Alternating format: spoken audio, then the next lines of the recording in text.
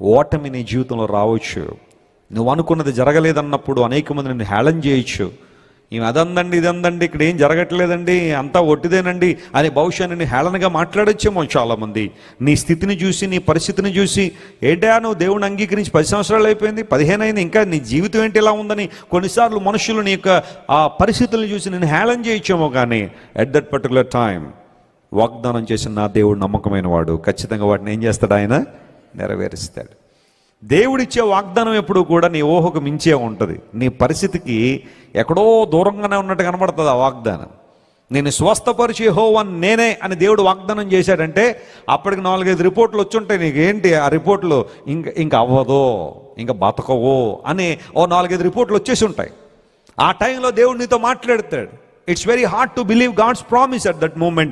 ఆ సమయంలో దేవుని వాగ్దానం నమ్మడం చాలా కష్టంగా అనిపించింది. ఎందుకంటే సబ్స్టాన్షియల్ ఎవిడెన్సెస్ ఇక్కడ ఉన్నాయండి. నేను బ్రతకనట్ట డాక్టర్లు చెప్పేశారు, ఒక న్యూరాలజిస్ట్ చెప్పేశాడు, ఒక కార్డియాలజిస్ట్ చెప్పేశాడు, ఒక యూరాలజిస్ట్ చెప్పేశారు, నా దేహంలో ఇంకా స్వస్థత పొందే అవకాశమే లేదట. ఈ పర్టికులర్ టైంలో నన్ను స్వస్థపరిచే దేవుడు నమ్మడం సాధ్యమేనా అంటే నమ్మో. ఖచ్చితంగా నీ జీవితంలో దేవుడు మేలు చేయడానికి సామర్థ్యం కలిగిన వాడు ఆయన. బిడ్డలు ఇంకా పుట్టరు అని బహుశా కొంతమంది గురించి డాక్టర్లు చెప్పేసి ఉండొచ్చు. కానీ at that particular time can we believe that God can give?